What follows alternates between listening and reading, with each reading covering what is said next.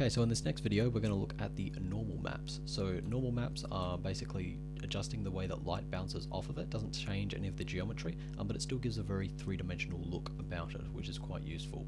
So we're going to go back here to this one that we've already prepared before. Make sure you've got that material assigned if you don't already, because we don't want to apply this to the Lambert.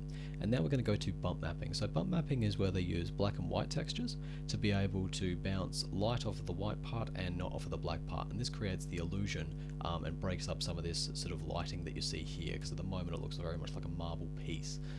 So we're going to use a type of bump mapping which is called a normal map. So when we click here on this one and then we select file, because we want to import a file, we're going to go down here where it says users bump, which is looking for a black and white texture. We're going to change it to tangent space normals and click there on that one, and now we're going to click on bump value to import that image.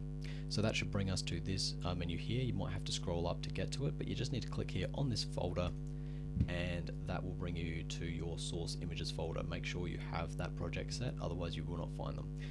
You now want to go to one of your normal maps.